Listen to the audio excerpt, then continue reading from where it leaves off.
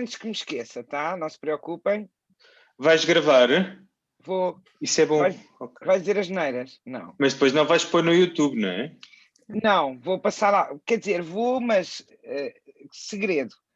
Porque há uma aluna que está a faltar, que é a Joana. Como é que ela se chama? Joana quê? Também nunca me lembro. Ninguém se lembra. Só vai à primeira.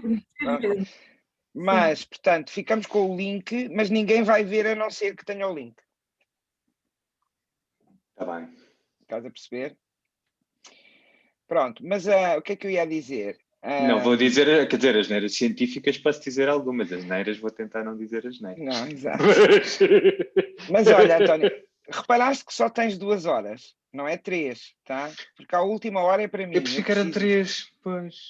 Tu preparaste tá para bem. 3. Não, mas eu... Não, porque tu disseste para parar uma. Sim. E ter uma discussão. Eu falo então pronto, bastante. Então ótimo. Então vamos fazer assim. Pronto, então, uma, mais 15 minutos de intervalo, mais discussão. E depois eu fico com o resto, porque eu ainda tenho umas coisas penduradas, uns rabinhos das aulas anteriores, estás a perceber?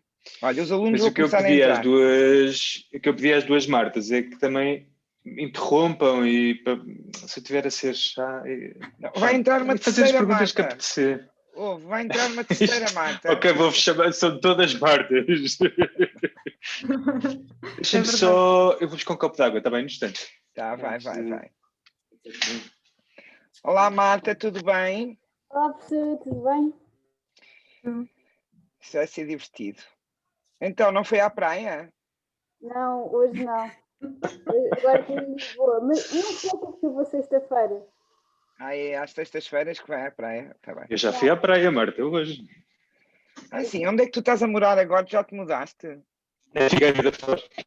Na Figueira da Foz, exato. Ai, bem bom. Isso já foi correr junto à praia e estava o mar parecia o Mediterrâneo. Mas está frio. Olha, desculpa lá, eu tenho que te visitar agora quando acabarem estas coisas de saídas de conselhos, não sei se tenho que te visitar. Dá para ir de expresso de Lisboa para a Figueira da Foz, não dá? Ou tem comboio? Dá para ir de comboio, sais em Alfarelos e eu vou-te buscar. Está bem. Aquela estação que não serve para nada, porque é a ligação da linha.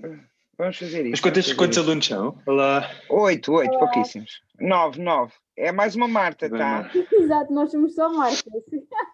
É verdade. Pronto, dos 9, eu não combinei com a Marta Lourenço, mas uma das pessoas vai ter que, pelo menos uma, tem que fazer tese connosco. Não, desculpa, comigo não, porque eu estou completamente assim, vou escrevê-los. Com alunos, já não aguento mais alunos, já está tudo fora. Não, mas há coisas mesmo giras. Jardim Botânico Tropical, então... Jardim Botânico é fantástico. E está a haver um interesse enorme. Agora vem a Maria Gomes.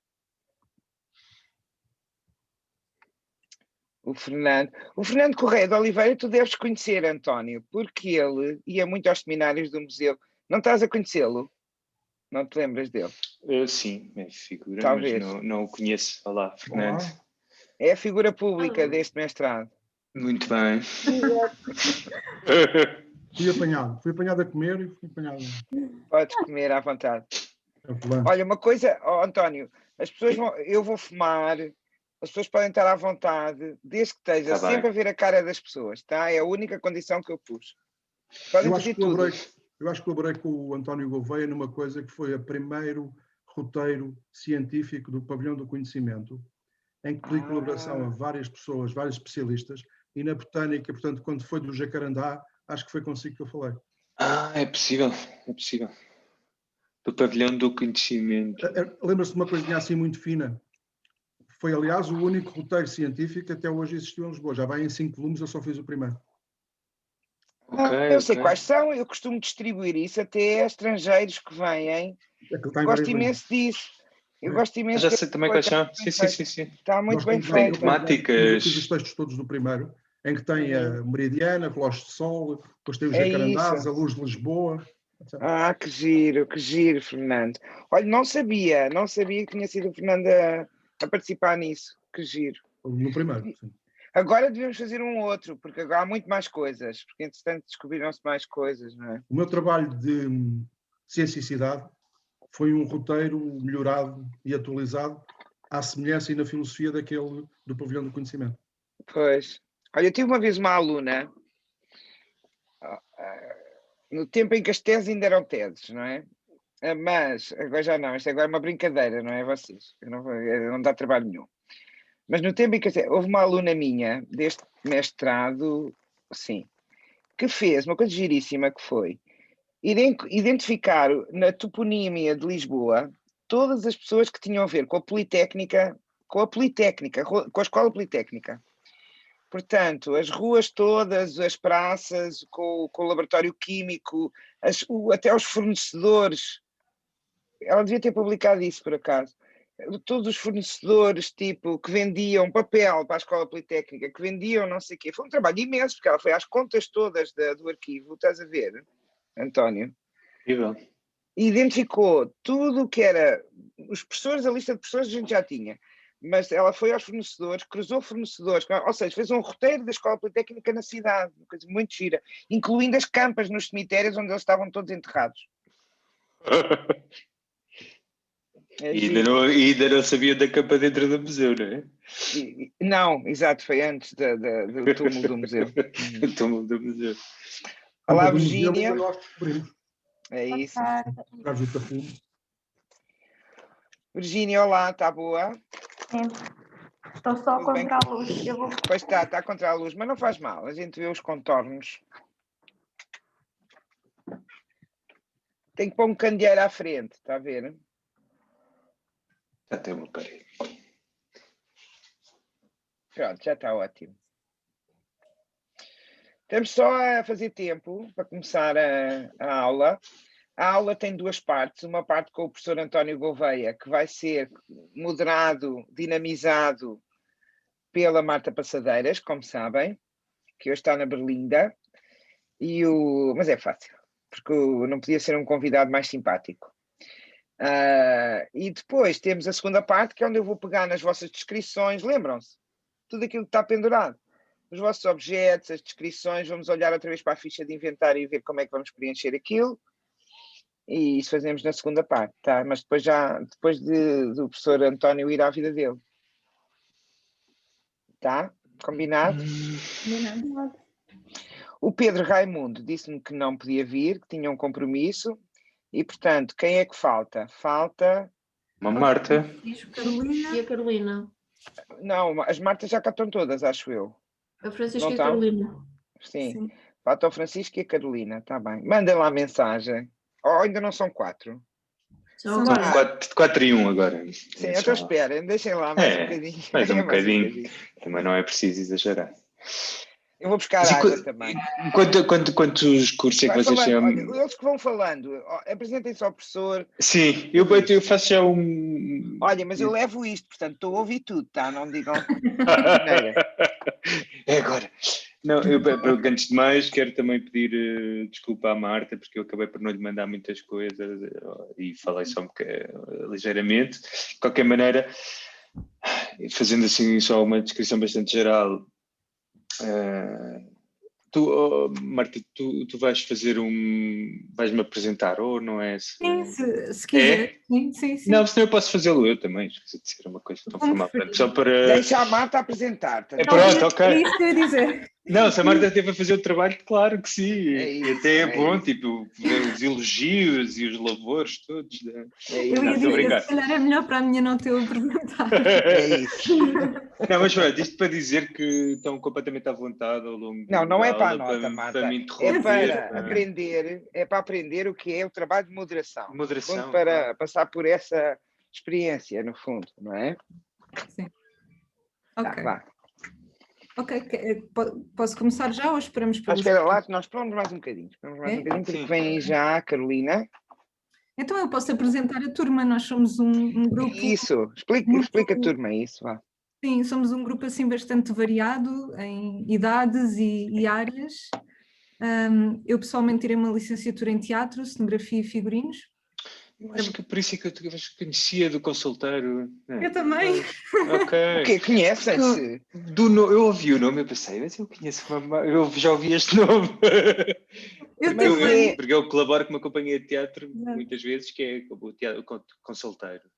que é ali que na Poços giro. Negros. Bem, o mundo é um bidé Mas tu estavas autêntico. com o Raimundo e com a Cecília, não é? Exatamente, exatamente. E também fui aluna da Mas Mariana, é isso, por isso é que... Exato, Mariana, tu fizeste estágio lá, ou não? Eu não fiz o estágio, eu passava Mas lá a minha vida. passavas lá a vida, pois. Eu já conhecia a Marta, só que eu pensei, Maravilha. não deve ser a mesma, porque na história da ciência. Exatamente, eu também pensei a mesma coisa, especialmente porque eu já tinha visto o documentário, Sim, que na altura, por causa de toda a gente que está da envolvida, ligação, claro. exatamente, e depois quando vi pensei, epá, eu acho que conheço, mas eu não vou trazer isso para... Não, já é a minha carreira B, Exato, artista performático. eu percebo perfeitamente, porque Não, estou a brincar. eu agora Não, também mas é estou muito aqui. interessante esta ligação, até porque as companhias, e isto faz parte até daqui, não é?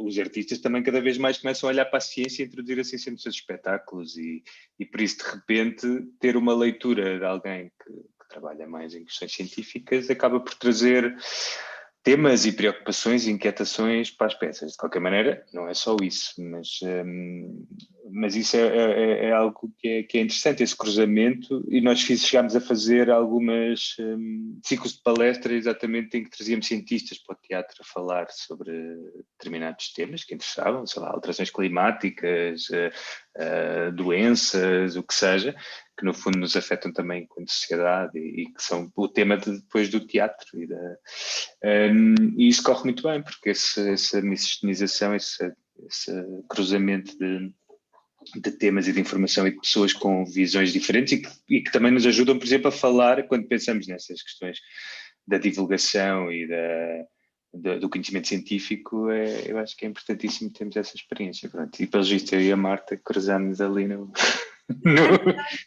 É verdade, nos fiquei muito palcos. entusiasmada com isso porque eu tinha quase a certeza, mas por outro lado já foi há algum tempo, então... Sim. Mas é ótimo, acho que é ótimo. E eu também estou, pronto, agora estou a tirar este mestrado, também Mas vocês, por isso tu vinhas do teatro e vocês vêm de onde? Temos o Fernando que é jornalista, não é, Fernando? Sim. A Maria, que é da área dos livros, tirou filosofia e trabalha na Relógio d'Água. Ok. É? A Carolina é da música, professora de violino e piano, e a Virgínia estudou filosofia. Não é? E a Marta é de bioquímica, que agora não está aqui, a outra Marta que está. E depois temos um físico. E quem é que falta mais? Temos o Pedro Raimundo, que está reformado e que queria continuar a estudar e a estar ocupado, e é da área de informática. Ok, uau. Somos assim um grupo muito variado, é ótimo. Não, isso é ótimo. Nós em Coimbra não existe propriamente um mestrado, existe um plano doutoral em História e Educação das Ciências, que é feito entre a Universidade de Aveiro e a Universidade de Coimbra, e por isso também já apanha pessoas com alguns percursos também bastante diferentes, também tem alguns alunos estrangeiros, principalmente brasileiros, às vezes algumas pessoas dos PALOP, angolanos, tivemos um aluno angolano que infelizmente faleceu este ano,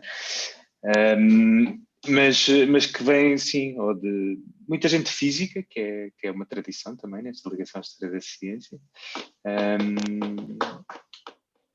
mas normalmente sim, são pessoas com percursos interessantes que acabam por se encontrar neste meio. Há raramente gente de história, né? E pronto. Perdemos a Marta. É muito engraçado, não é? Estes meios são muito pequenos.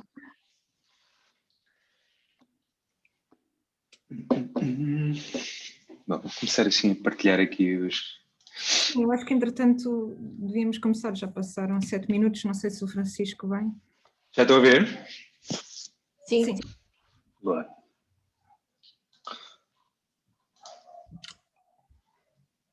Eu confesso que usei uma fotografia que eu tinha da apresentação, mas eu gosto muito desta fotografia tirada em São Tomé, que eu tirei em São Tomé e Príncipe, em São Tomé, aliás, na subida para o pico, e é assim aquele interior da floresta com pouca luz. Marta. Isso. E existe planos para fazer uma segunda temporada? Sim, eu ainda tive... Bem, isto não sei se os teus colegas sabem o que é que estás a falar, mas eu fui, há uns anos, coordenei um projeto de criação de documentos, exatamente naquela ligação que eu estava a falar há pouco da divulgação de ciência, criei um projeto de divulgação de ciência em que a ideia era produzir documentários para passar na televisão, passaram na RTP2 e depois numa série de canais da RTP, em que a ideia era criar documentários sobre a natureza, mas principalmente plantas, mas a partir daquilo que são as coleções históricas da Universidade de Coimbra e, no fundo, a ligação histórica que a Universidade de Coimbra e Portugal, em geral, teve em termos de conhecimento científico das ex-colónias. Por isso, fizemos 4 documentários, um sobre Angola, outro sobre Moçambique e outro sobre São Tomé e Príncipe, e a que chamámos Viagens Filosóficas, que eu já vou falar muito rapidamente, mas vocês já terão ouvido falar, eventualmente, que foi uma iniciativa da coroa portuguesa no último quartel do século XVIII, uma expedição, no fundo, de exploração sistemática das ex-colónias do ponto de vista mais científico, com naturalistas, desenhadores, cartografia, etc.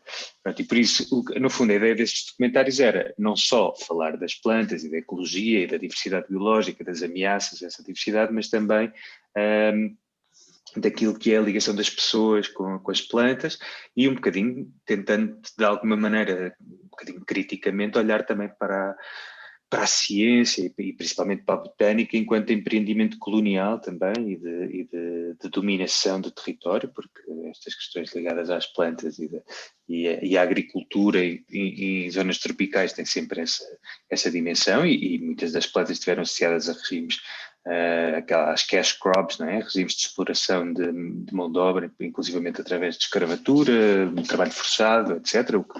Pensamos no açúcar, no café, no cacau, nessas explorações que se baseavam principalmente em mão de obra barata e escrava. E por isso cada vez mais há uma leitura crítica, uma leitura da ciência e principalmente da botânica enquanto motor e desculpa e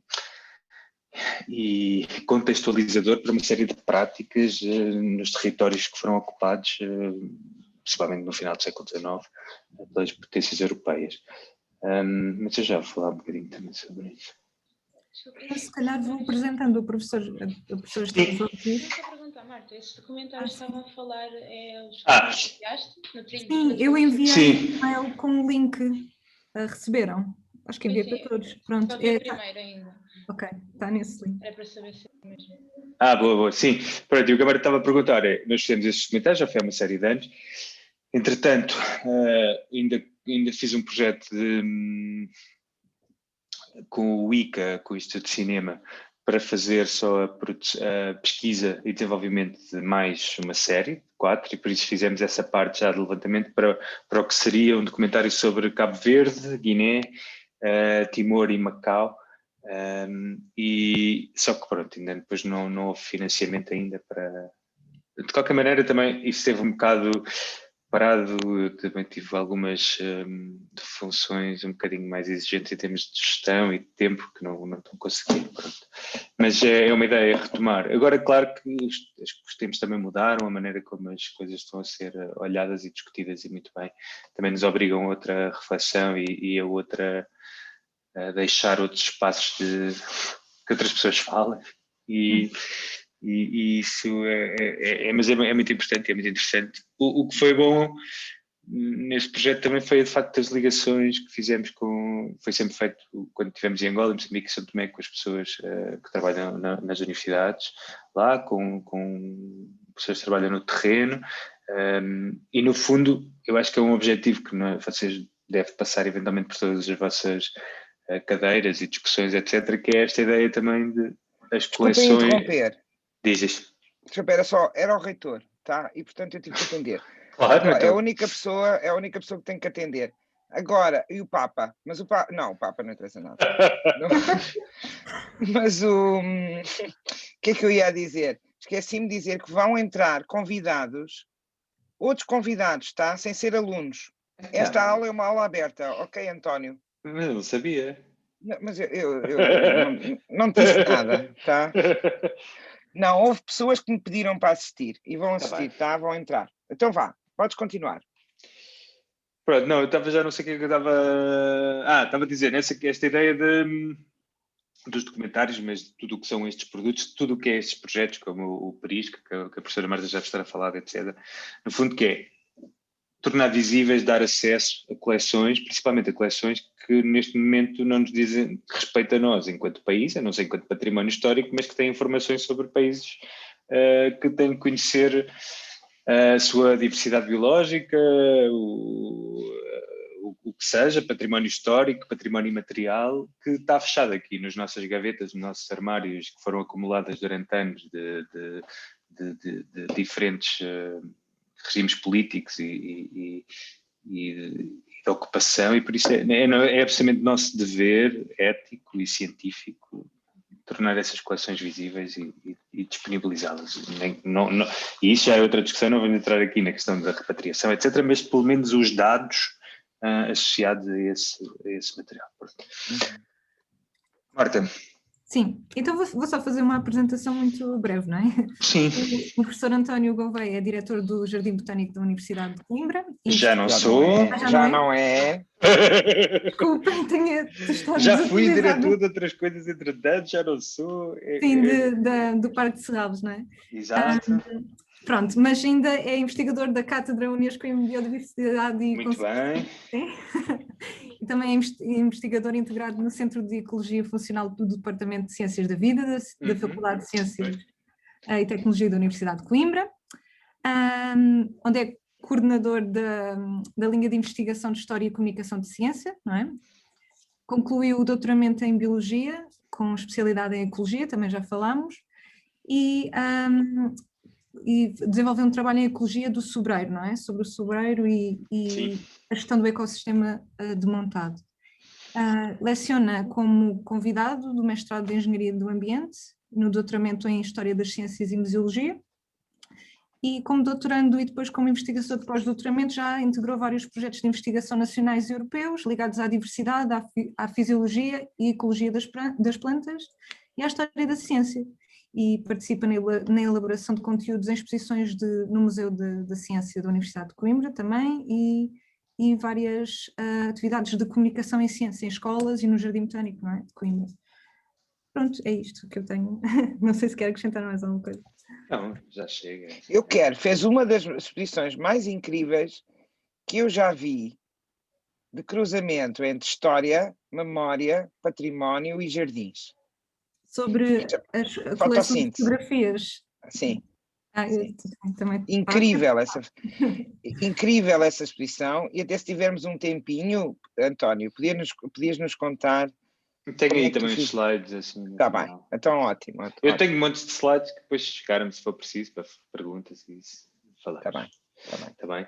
Pronto, eu vou tentar ser então, deixa-me ver aqui o tempo, mais ou menos rápido, como eu disse à Marta, eu começo a falar, interrompam-me quando quiserem, façam perguntas, mudem a direção. O que eu vou falar é um bocadinho, eu podia estar aqui horas sempre a falar em seguida sobre os jardins, o que seja.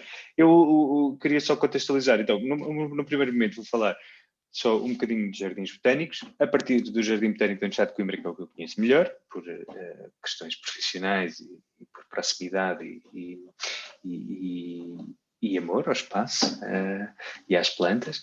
E por isso, sobre o jardim e todas as interações, ou seja, os jardins botânicos enquanto instituições, aquilo que são as suas missões e as atividades que elas fazem e que eles impulsionam para levar a cabo as suas missões, e num período que me interessa bastante e que interessa bastante nesta história, que é o século XIX, principalmente, e a segunda metade do século XIX, todas as questões ligadas ao conhecimento de floras distantes, chamemos assim, exóticas, de regiões tropicais, no fundo naquele grande impulso de catalogação do mundo e de procura de recursos,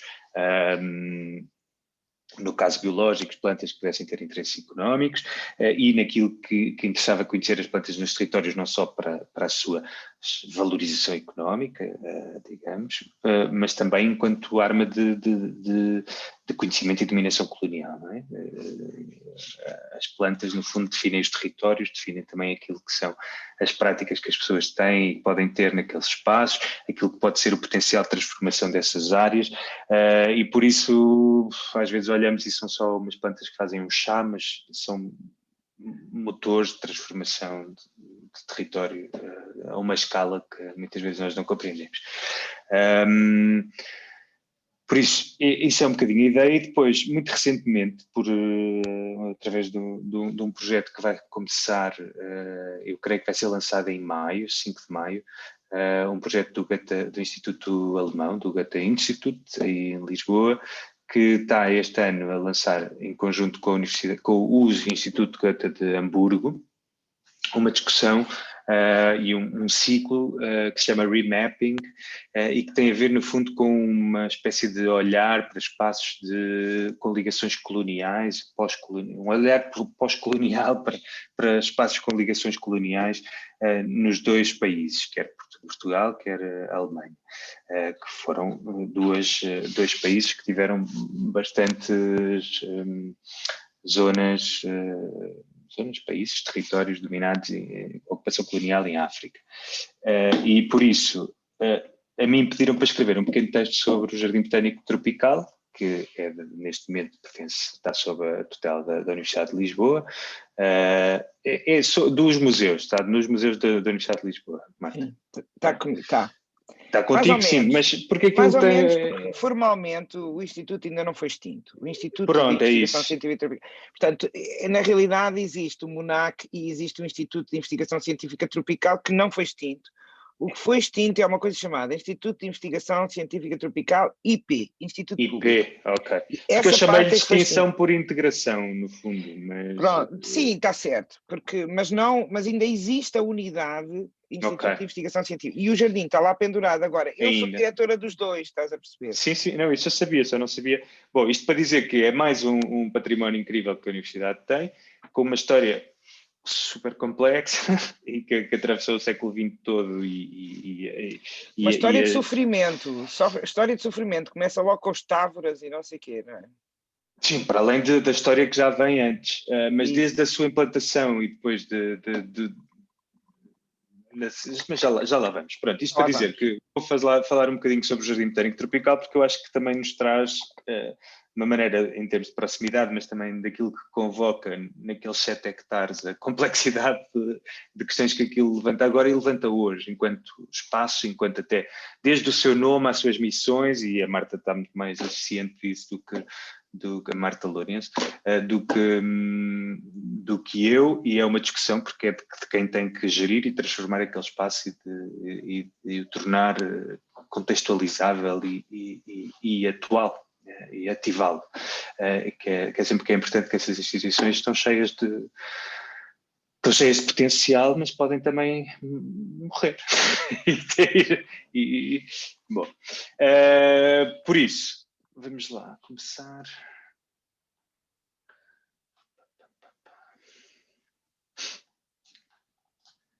Bom, isto, os meus slides não têm assim grandes coisas escritas, mas depois eu posso dizer datas, etc. Bom, jardins botânicos são, quer dizer, jardins, no fundo, que reúnem plantas sob uma determinada temática, para alguns fins, e naquilo, quando nós pensamos no Jardim Botânico, na maneira como eles existem agora, ou no fundo o que é que foram as origens tais como eles existem agora, embora possamos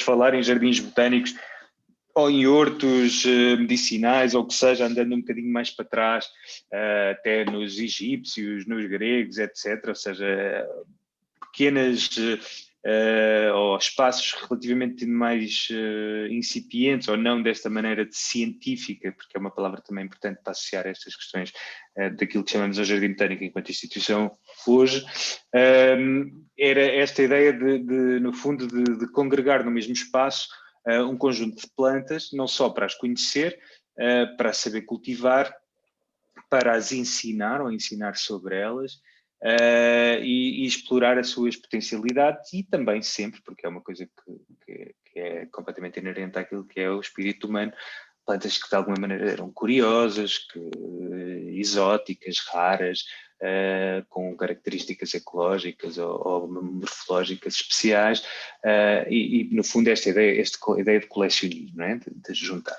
E por isso, o primeiro desses jardins, muito disputado no caso italiano, que é, já vamos ver, mas é Pádua, que tem esta estrutura circular que depois também serviu de inspiração a muitos jardins. Vamos ver, por exemplo, daqui a bocadinho, eu passo já até aqui, se olharem aqui para o centro do Jardim Botânico de Lisboa, de Coimbra, o primeiro risco do Jardim Botânico de Coimbra reconhecem o Jardim Botânico de Pádua, porque foi desenhado também por um professor de Pádua.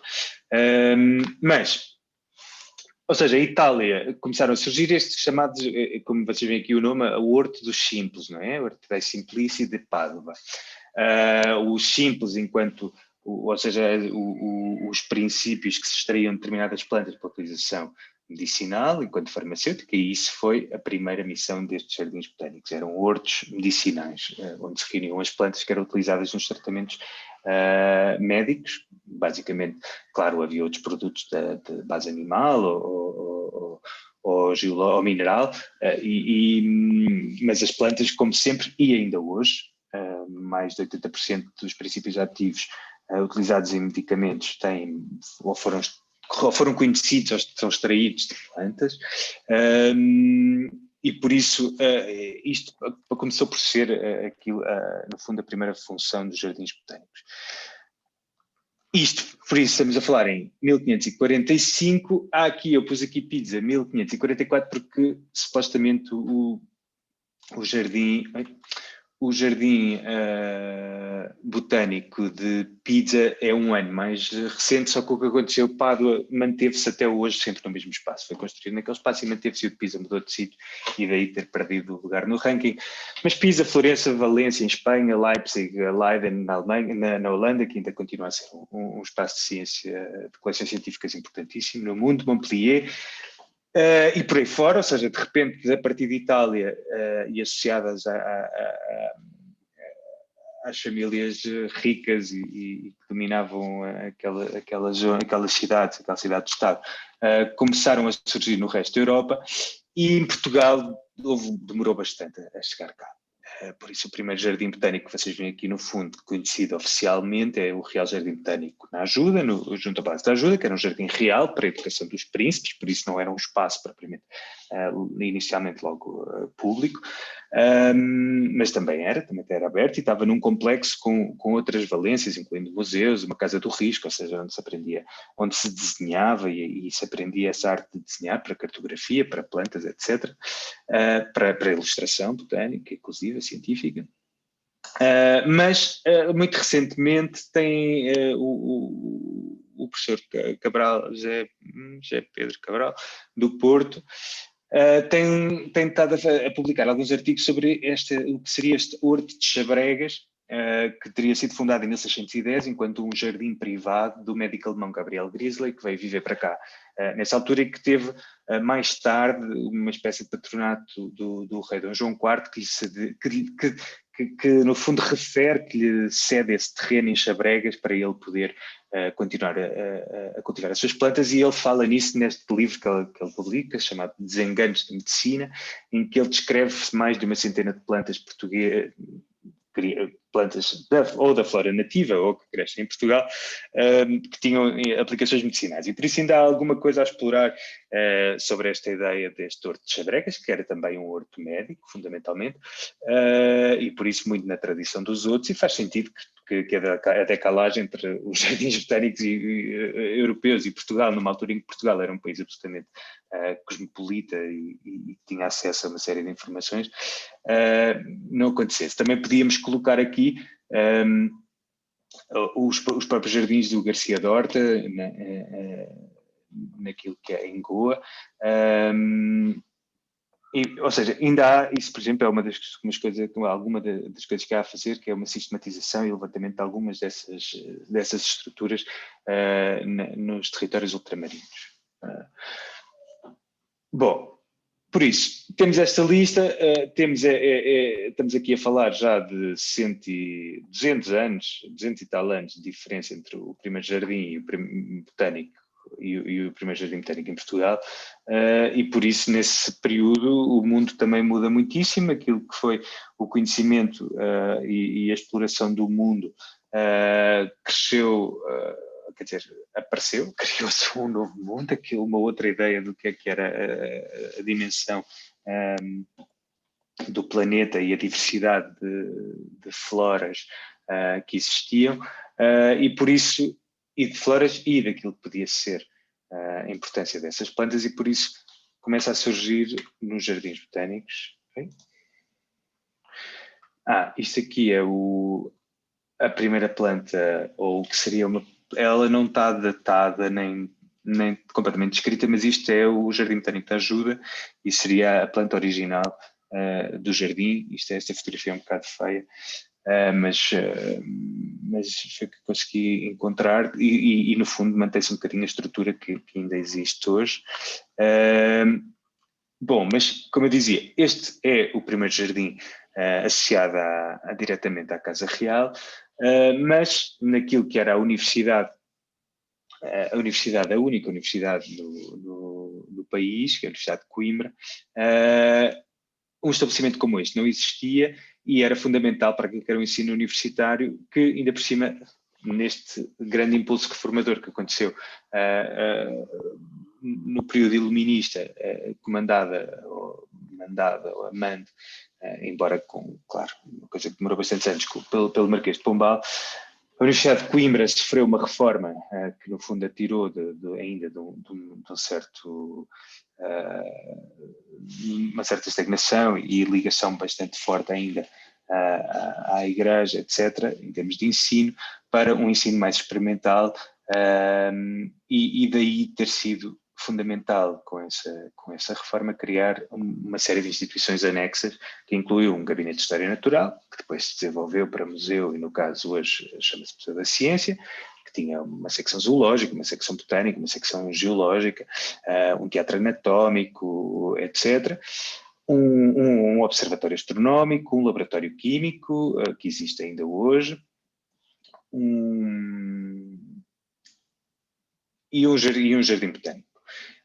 E por isso, a mesma pessoa que desenhou este jardim foi a mesma pessoa que desenhou um italiano chamado Domingos Vandelli, que era professor em Pádua e que tinha vindo para Portugal para ensinar também no Colégio dos Nobres e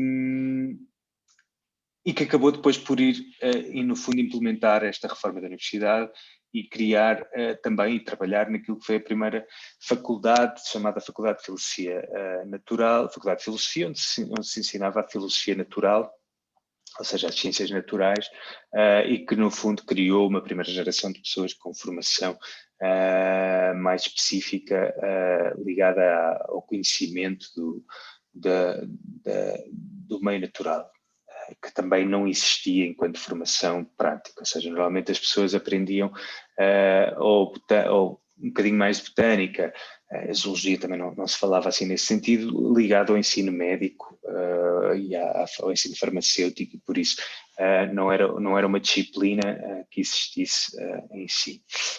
E por isso, há este desenho do Jardim Botânico da Universidade de Coimbra que vem responder, no fundo, a estes objetivos e faz a ligação àquilo que eu estava a falar há pouco, que é dá um contexto, isto é tirado diretamente dos estatutos, dá o contexto primeiro do que era o tal Gabinete de História Natural, ou seja, ainda que no Gabinete de História Natural, onde se incluem as produções do reino vegetal, porque estamos a falar de sementes, de plantas secas, etc., porque, como diz, não podem ver-se nelas plantas, senão os seus cadáveres secos, macerados, embalsamados. Será necessário, para complemento da mesma história, o estabelecimento de um jardim botânico no qual se mostrem as plantas vivas, ou seja, esta ideia da coleção viva, que no fundo, onde as plantas podem ser vistas, retendo as suas características tridimensionais, a sua cor, o seu cheiro, que são características absolutamente fundamentais muitas vezes para conseguir identificar as plantas. E então fala nesta questão de vamos então estabelecê-lo num local perto da universidade, onde se cultivem todo o género de plantas e remetendo àquilo que era a tradição dos jardins botânicos iniciais, ou seja, aquelas das quais se conheceram se esperar algum empréstimo na medicina, ou seja, plantas medicinais, e nas outras artes, porque estamos a falar também muitas vezes de plantas, por exemplo, com interesses ou de fibras, ou de tinturaria, de alimentares, eventualmente, mas havendo cuidado, e isto é aquilo que também já distingue, e por isso é que já estamos 200 anos mais à frente, não é que anteriormente também já não houvesse alguns destes interesses, mas aqui já faz parte daquilo que é a visão, a mundivisão nessa altura, que é havendo o cuidado e providência necessária para se juntarem as plantas dos meus domínios ultramarinos, isto diz o Marquês de Pombal, os quais têm riquezas imensas no que respeita ao reino vegetal. Ou seja, no fundo, há esta ideia já marcada de que os jardins vão então participar nesta ideia de conhecimento, aclimatação, experimentação de plantas que podem gerar proveitos económicos. E aqui, quando falamos nesta altura, temos sempre a falar as plantas dos meus domínios ultramarinos, fundamentalmente do Brasil, porque enquanto o Brasil não deixou de ser, até a independência do Brasil, todas as outras colónias eram um bocado invisíveis. Bom, alguma questão? Eu não estou a ver, eu gostava, Marta, como é que eu ponho, eu não consigo ver, não é? Não, tu deves tê-los todos do lado. Estão aqui, já estão aqui. Estavam escondidos, tinham a fugir. Bom, se tiverem Está aqui, alguma... posso interromper? Sempre. Posso? Não, é só para perguntar. Beatriz Areias, está boa? Pode-se apresentar? Vem da parte de quem? Da Católica? Não, da Faculdade de Belas Artes, da professora Alice. Ah, muito bem. É muito bem-vinda. Mostra a sua cara, querida. A menos que Eu não esteja de consigo pijama. ligar a minha câmera. Tá não, bem. não estou, mas não consigo Não está ligar. de pijama. Está bem. Muito bem. É muito bem-vinda. Obrigada. Pode ficar o tempo que quiser, pode sair também. Como não é minha aluna, pode fazer o que quiser, tá? Ok? E pode interromper também, fazer perguntas. E pode interromper e participar no debate, tá? Então, Obrigada. Bem-vinda. Obrigada. António, podes continuar. Pronto. Por isso, estamos mais ou menos estabelecidos naquilo que é, chegamos ao último quartel do século XVIII com o Jardim Botânico, que, claro, estamos aqui a falar de datas, 1768, 1772, mas, na realidade, a primeira definição daquilo que é o chamado quadrado central, ou que definia a primeira forma do Jardim Botânico da Universidade de Coimbra, só está terminada em 1791, por isso são mais 20 anos quase de construção, embora se possa, em 74 há uma data, uma carta do Júlio Mattiasi, que era o jardineiro-chefe do Jardim Botânico da Ajuda, a dizer que vai a Coimbra, que é mandado a Coimbra para fazer plantas, o que é uma expressão muito bonita, e o que quer dizer que ele leva também um jardineiro, que vai ficar lá, e por isso ele vai no fundo ensinar e plantar as primeiras espécies no Jardim Botânico. Bom, a criação destes estabelecimentos científicos, a própria reforma, a própria ideia da criação da Faculdade de Filosofia, etc., no fundo, leva, e esta frase do conhecimento das plantas dos domínios ultramarinos tem um corolário também, que é que começa a haver pessoas formadas que, no fundo, podem explorar cientificamente os territórios, que era algo que acontecia de forma um bocadinho menos sistematizada, mais dispersa, com pessoas que iam nas viagens, com mais ou menor ou melhor conhecimento, mas que normalmente tinham outras funções que não propriamente de andar a apanhar plantinhas e bichinhos, que, aliás, sempre foi uma tarefa relativamente incompreendida por muitas das pessoas nesses espaços, houve pessoas, inclusivamente, um deles, eu vou-vos contar, então, pronto, estas viagens filosóficas, é o título, ou é aquilo que se chamam, é esse empreendimento que acontece a partir de 1781, 1783,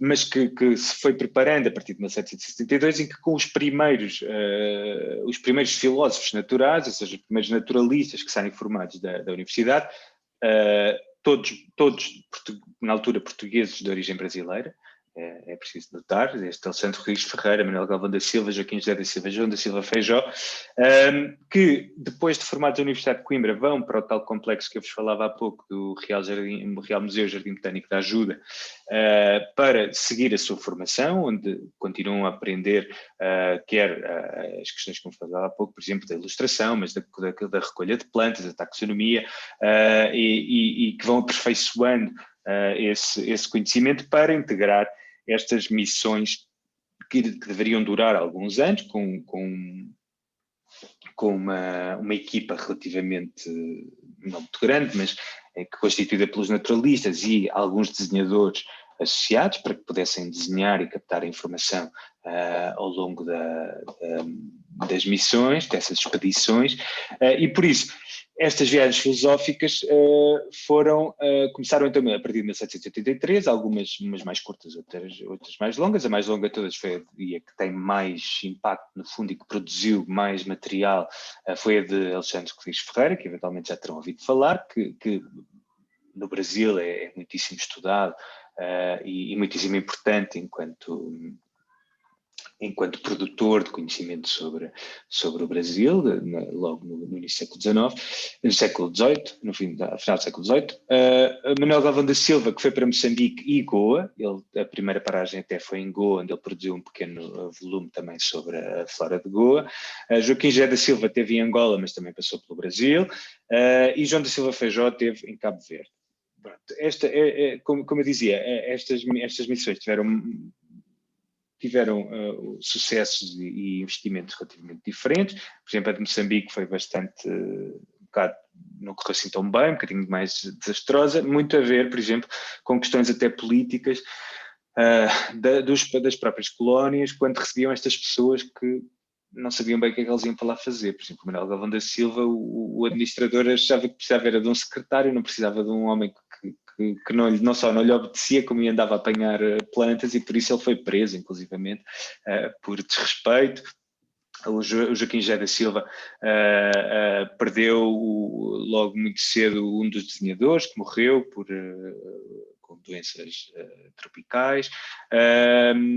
O João da Silva Feijó tinha uma missão um bocadinho mais específica, ligada também à procura da urzela, um líquen que era usado para tinturaria, para o azul, que era uma cor que era bastante difícil de obter e rara, e por isso, bom, seja como for,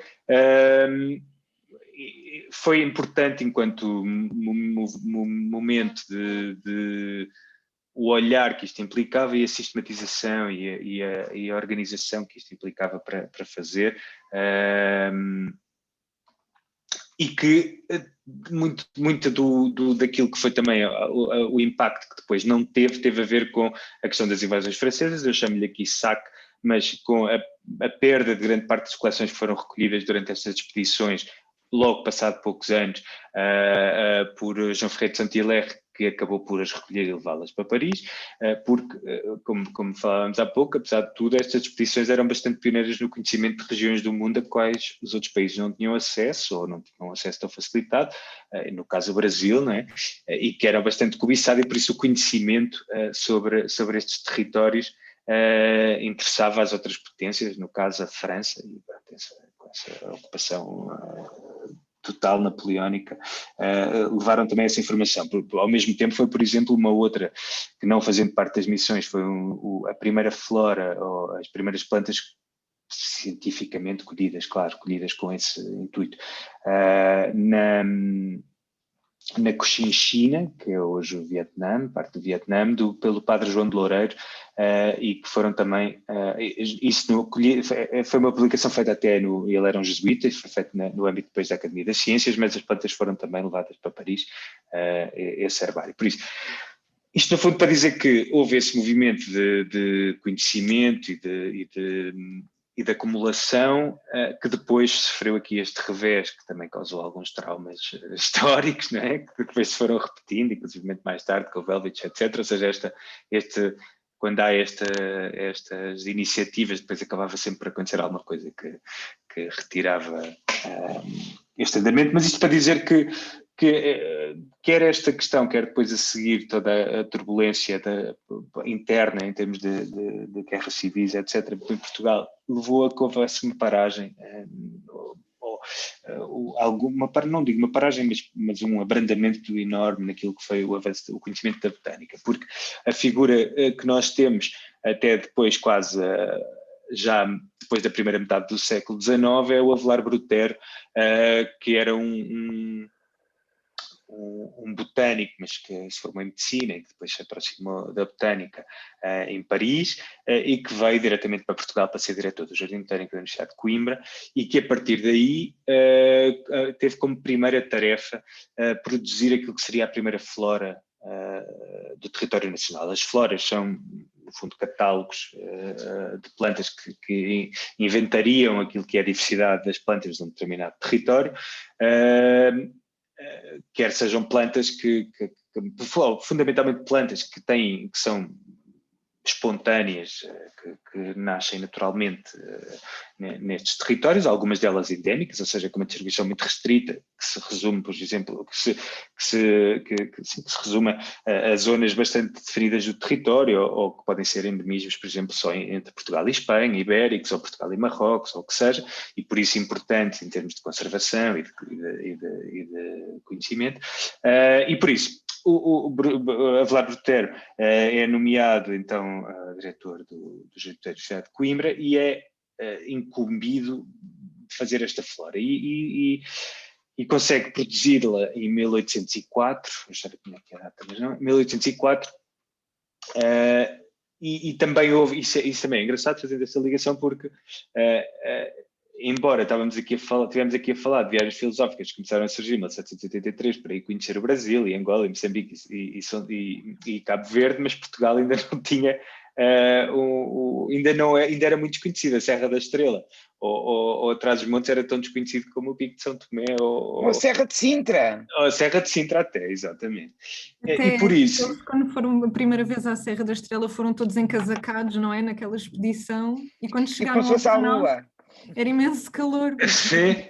Não conheciam. Em 1881 era outro território, era outra...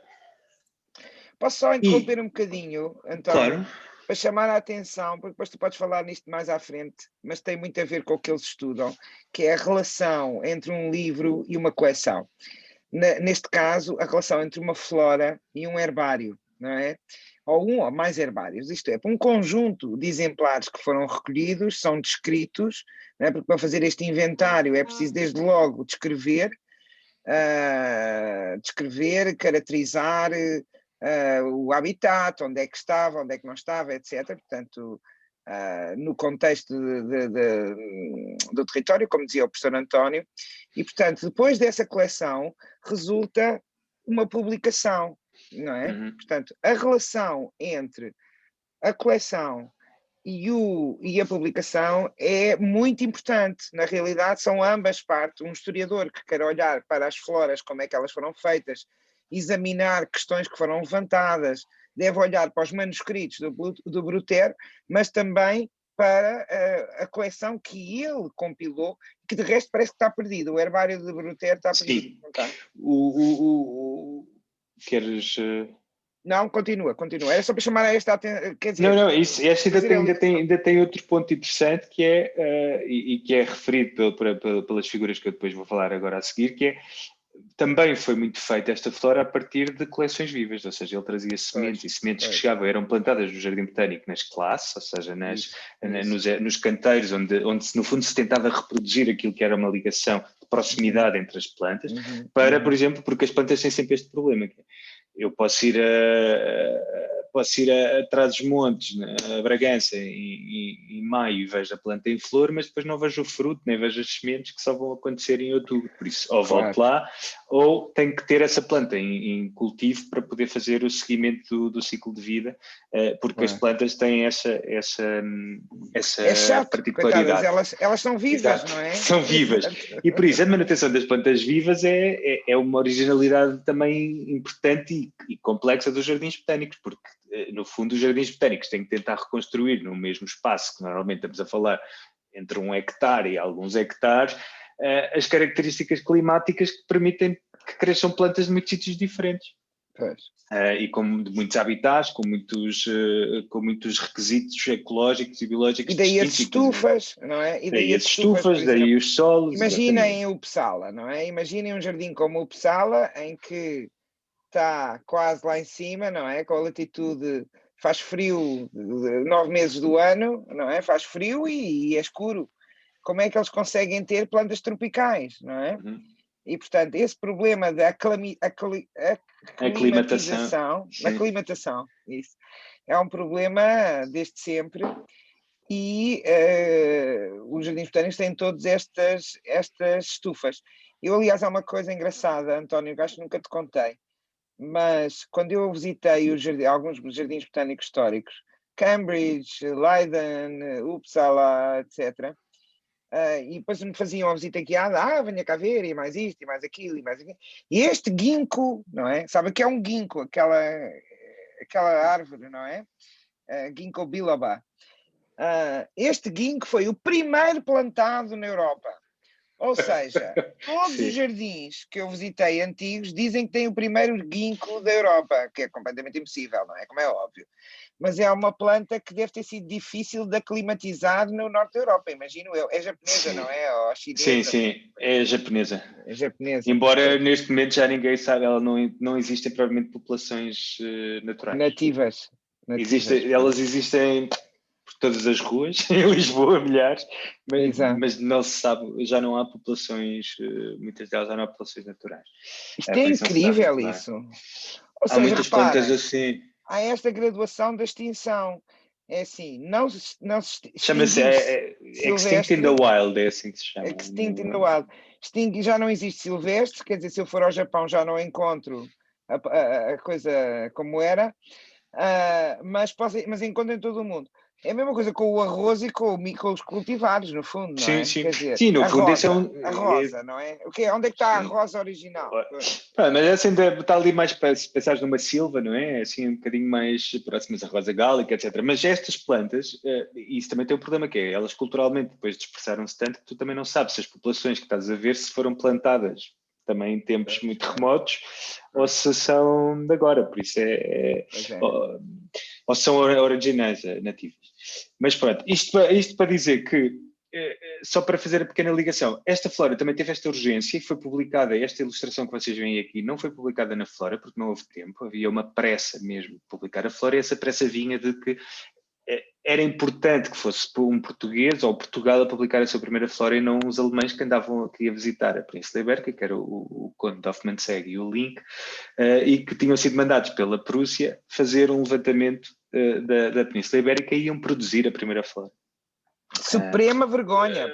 Era impossível. E isto, em 1798 eles andavam a fazer essa viagem e visitaram o Jardim Botânico, conheceram o Brutero, gostaram imenso dele, acharam que ele era um inteligentíssimo e que o jardim estava incrível e que parecia o Jardim Botânico de Paris, é assim que eles, Jardin des Plantes, em que todas as plantas estavam classificadas, que trocaram bastante informação, ou seja, em termos científicos, embora isto fosse um problema geopolítico, em termos científicos havia alguma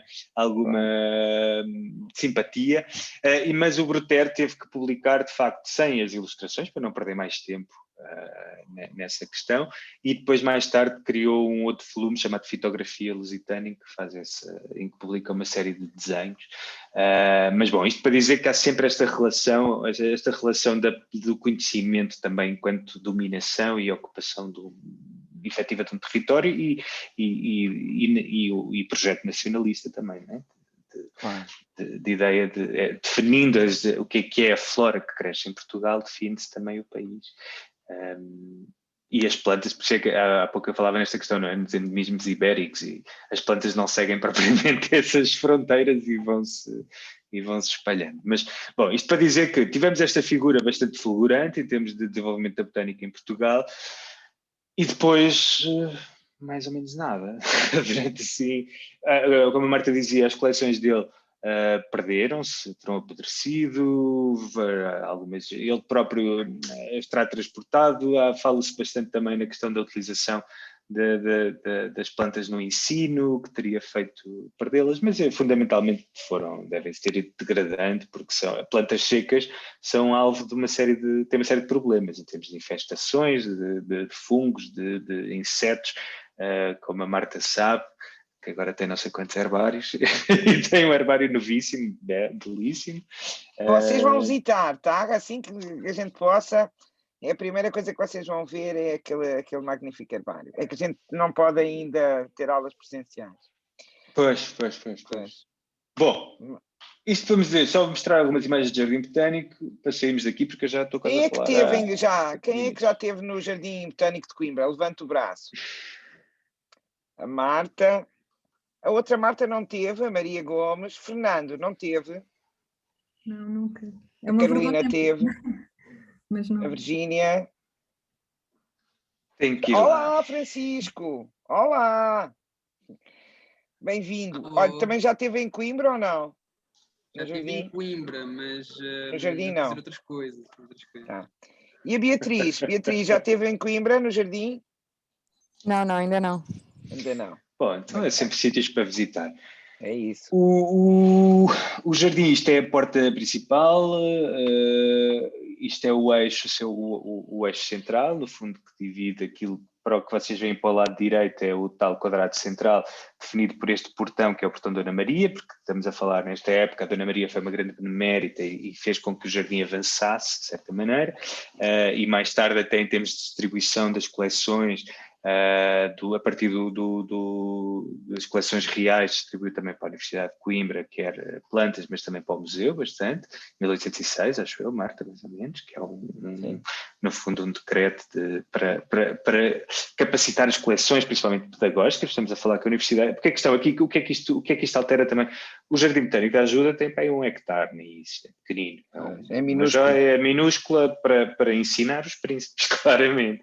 Claro. O Jardim Botânico da Universidade de Coimbra, eu não vos falei há pouco, mas aquela planta que foi desenhada inicialmente não foi aprovada. E uma das frases que era dita pelo mesmo que este Pombal era: isto foi desenhado por italianos vêm-nos a dar o dinheiro todo que nós damos à Igreja e Itália, à Roma, e acham que nós temos muito dinheiro, mas eu não vou investir, não vou gastar todo o dinheiro que eu ia gastar a fazer uma nova universidade e enterrá-lo num jardim botânico. E dizia, este espaço não é um espaço para a educação de príncipes, é um espaço para a educação de rapazes. Ele compara, Sim, ele não diz o que é, mas diz logo isto não é um espaço para a educação dos príncipes, é um espaço para a educação de rapazes, e diz que muitas casas reais já se viram arruinadas por plantar beldroegas e alfaces e flores da Pérsia, e por isso só deve ter as plantas que são necessárias, úteis e necessárias para o ensino, para a educação. E por isso há uma espécie de downscaling do projeto, claro, em que todas aquelas fontes e canteiros e não sei o que desaparecem e se torna um bocadinho mais simples, mas fundamental. Mas, apesar de tudo, são 14 hectares neste momento que o Jardim Botânico da Universidade de Coimbra tem. 14 hectares, é brutal. Porque incluiu mais tarde, com a extinção das cercas dos conventos, das ordens religiosas, absorveu a cerca do Colégio de São Bento, onde ela foi colocada. Bom, isto para dizer que os jardins, neste caso, mas basicamente todas as instituições, se olharem para esta fotografia, se calhar parece-vos que isto é uma estrutura coesa, homogénea, mas ela foi, no fundo, sendo criada e ampliada e modificada desde a sua fundação até aos dias de hoje, e por isso o jardim começou por ser só o que está para lá daquele arco, mas de repente já estamos do outro lado e já no fundo há uma transformação, uma expansão. As plantas é que têm esta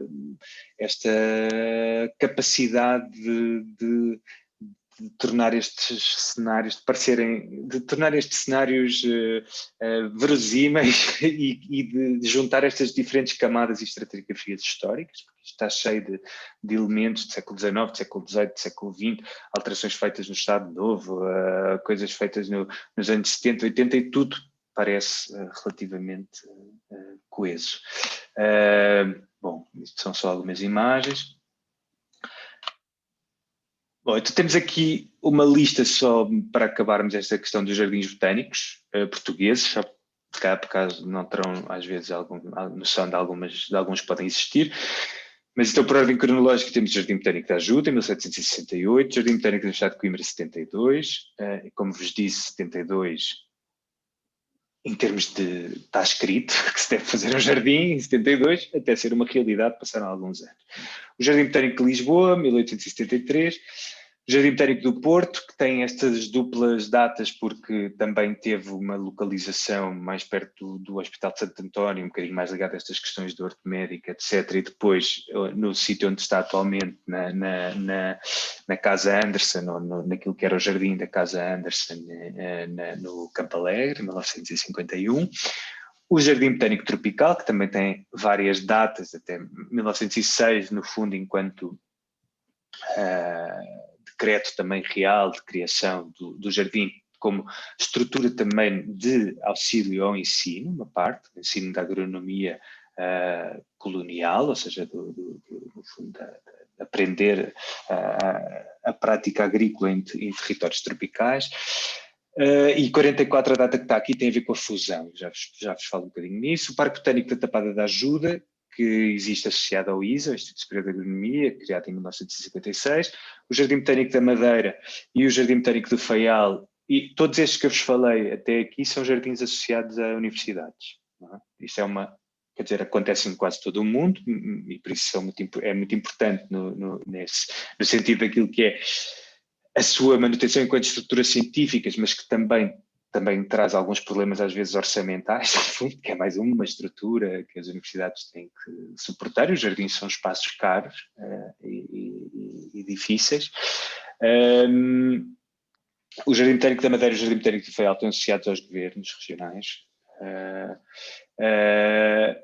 O Jardim Botânico da Madeira em 1973, embora houvesse planos bastante mais antigos, e terá havido até alguns esboços de jardins na Madeira, também enquanto jardins de aclimatação, porque na realidade a Madeira é um espaço com clima subtropical que já permite que muitas outras plantas cresçam. Basta pensarmos nas bananas, que também crescem em Lisboa, mas, e no Porto também. Mas o Jardim Botânico do Faial, que é criado em 1986 e que tem tido um papel bastante importante e ainda hoje, fundamentalmente na ligação à conservação e ao conhecimento da flora nativa, do arquipélago dos Açores e endémica, ou seja, trabalhando um bocadinho a flora autóctone.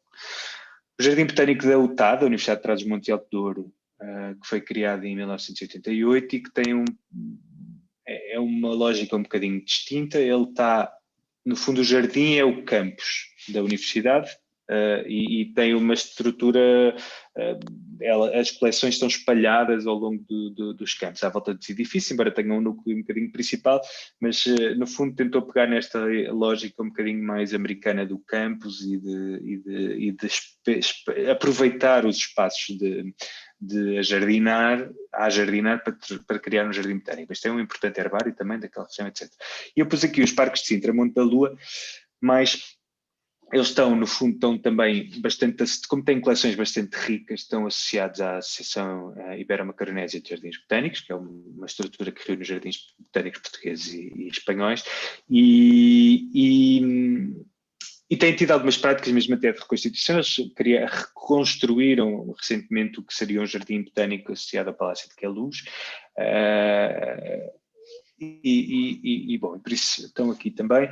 Podemos falar, por exemplo, há outros parques, o Parque Terra Nostra nas Furnas, nos Açores, em São Miguel, tem uma coleção também bastante boa de plantas. E têm tentado fazer alguma aproximação a estas questões de jardins botânicos. Agora, de facto, esta componente científica de contextualização das coleções, esta ligação às universidades, no fundo continua a ser um aspecto bastante fundamental para ter um jardim botânico, e lá não tem tanto isso. Bom, por isso eu vou só, no fundo, como falava a professora Marta, estas ligações, ou seja, aquilo que são as missões dos jardins e atualmente, ou seja, depois destas várias iterações de papéis que os jardins foram tendo, uma grande mudança acontece ali mais ou menos nos anos 80 e 90, que tem a ver com esta ligação do jardim, o papel dos jardins enquanto atores na conservação da biodiversidade e no conhecimento das plantas raras, protegidas, ameaçadas naquilo que é a sua conservação e por isso, no fundo, trabalhar no âmbito de uma série de convenções que foram sendo criadas depois da Convenção do Rio, em 1992, a CBD, a Convenção para a Diversidade Biológica, os Objetivos de Aichi, agora, que terminam agora, no fundo que estabelecem aquilo que é, vamos conhecer o que é que existe, perceber como é que podemos conservar, e os jardins puseram-se completamente, sendo espaços de conhecimento sobre as plantas, quer em termos da sua parte, da sua biologia, da sua ecologia, mas também da parte, no fundo, da horticultura, do seu cultivo e da sua manutenção, e por isso os jardins puseram à frente de quase todas as suas missões esta questão ligada à conservação das plantas, mas ligada a isso também, uma parte muito importante tem a ver com a divulgação e a educação sobre estes temas, e por isso a educação, claro, no caso dos jardins, da maior parte dos jardins botânicos portugueses estão intimamente ligadas com a universidade, com espaços universitários ligados à docência, que são espaços de aulas de formação, de formação avançada, enquanto espaços também de divulgação de ciência, os jardins são muito importantes para a sensibilização do conhecimento e importância das plantas, das alterações climáticas, da utilização sustentável dos recursos, ou seja, tudo aquilo que no fundo podem ser ameaças ou podem ser passos que se podem dar em relação à conservação das plantas, mas também cada vez mais isto, como viram ali por aquelas datas, são espaços históricos, por isso têm património, beleza natural e patrimonial, são espaços científicos, com a questão também ligada ao seu próprio desenho enquanto jardim, porque esta questão dos jardins históricos também em si também é uma história, não é? Também são património, mais uma vez mais complexo porque é vivo e mutável e sofre alterações e por isso e as coisas morrem e por isso obrigam a outras reflexões. E claro, enquanto também acolhimento de espaços de acolhimento e iniciativas das comunidades, os jardins, como eu digo sempre, são espaços muito mais fáceis de atrair as pessoas e delas entrarem sem tantos receios como outras instituições científicas, museológicas. Entrar num museu às vezes à partida obriga-nos, ou pode-nos criar algum medo, não é? Obriga-nos, o que é que nós devemos saber? Conseguimos ler aquela informação, sabemos o que é que lá está dentro, enquanto que entrando num jardim, um espaço aberto, tira-nos algumas das nossas ansiedades. E agora, cada vez mais, e principalmente nesta nossa nova era, os espaços abertos, espaços verdes, são absolutamente apetecíveis. Se calhar fazemos uma pausa, Marta? Sim, pode ser. São 5h05. Eu estou a falar há uma hora. Estava. Quem tem que responder é a Marta Passadeira. A Marta, perguntas? Sim. Porque eu a seguir ia só falar um bocadinho aqui desta. Sim, como preferirem. Se quiserem, podemos fazer uma pausa e depois continuamos e fazemos a discussão depois. Não, eu acho que é melhor fazer. Marta, desculpe lá, é porque entretanto o Fernando já levantou a mão e nós assim não perdemos o ritmo e depois fazemos então um intervalo a seguir, que é antes de passar para a segunda parte. Não, força, Fernando. Vamos já avançar. Eu é só para não estar a cansar sempre a falar. Não, mas a gente não se cansa. Ouve lá, mas esta malta é completamente resiliente, aguenta tudo. Bom, vamos lá, Martinha, a moderação é sua. Fernando. Eu tenho aqui uma dúvida em relação à transição que poderá ter havido ou não, se ela é legítima, entre um horto de convento e um jardim botânico. Isso também, ou seja, sim. Depois, portanto, haverá aqui uma sequência lógica entre o horto de convento ou o horto de mosteiro, que era essencialmente para medicina, para local e se calhar só interna, sim. E depois, e não tanto para divulgação científica, mas também entre as próprias ordens, e se há aqui uma relação direta depois para o desenvolvimento para o jardim botânico. Depois, tenho aqui uma situação que eu não sei se entra dentro do seu âmbito de especialidade, de certeza, mas não sei se desta palestra, que é a estufa fria, se há um jardim botânico, o Jardim de Estufa Fria de Lisboa, e a bacalhoa, qual é a característica tão grande que a bacalhoa tem para ser sempre citada. Finalmente, quando falou das viagens filosóficas, este Alexandre Rodrigues Ferreira é aquela viagem filosófica que está na Ínsula? Sim. Pronto. Quer dizer, que poderás ter, está ligado a essa, a um familiar dele está ligado a essa, às questões da Era a minha curiosidade, Ínsula. porque eu conheço relativamente bem as gravuras e tudo da Ínsula. Porque é como se fosse uma espécie de suplemento. Eu conheço mal, não conheço a fundo isso, mas já li muito brevemente isso, sim. Para responder a essa, sim, é o mesmo.